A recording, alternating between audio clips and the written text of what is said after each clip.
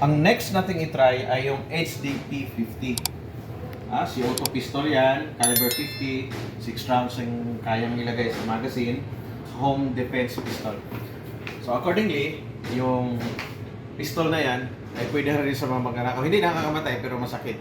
Kapag may magugulo doon sa lugar, papasok sa bahay mo, you can shoot that one using this one, no? Okay. Right. Right, sir. Okay. So, paano ka mag-load ngayon? This one, sir. Forward lang po. Doon. Oo. So, doon ang load. Doon, sa ilalim. Hindi parang magazine. Okay. 2, 3, 4, 5, 6. Sir. Okay. Yan. Walang safety, sir. Ayun na tayo kasi Just masakit lang, sir. Ano lang po yung ilalim kasi pinalabas po ng indicator. Sige po, sir. Sige po. Okay, sir. Yun. Yung indicator, sir, na ready to shoot na siya. ready to shoot. Fire siya. Ang alamin ko dito ngayon, magsha-shot routine ba siya? Kagaya nung rifle kanina. Ha? Okay. I-shot grouping ko siya. Deliberate fire tayo.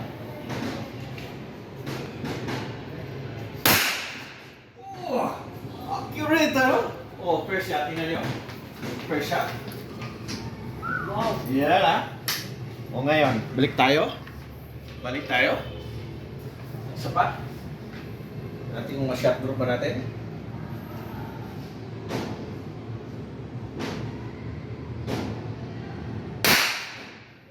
Tingnan nyo. Shot group. Nagkitik tayo, Ayun. Ang tawag na touching shot group.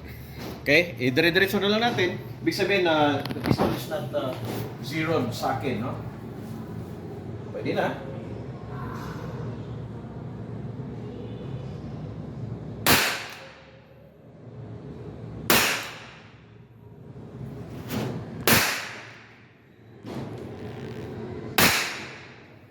Wow!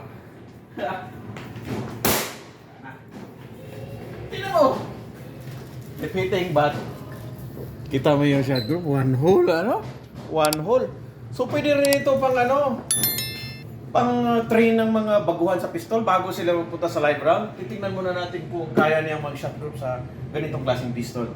And you still need to apply the pistol marksmanship fundamentals, yung basic na stance, how to grip the pistol, and how to breathe, and how to aim properly para mag-squeeze.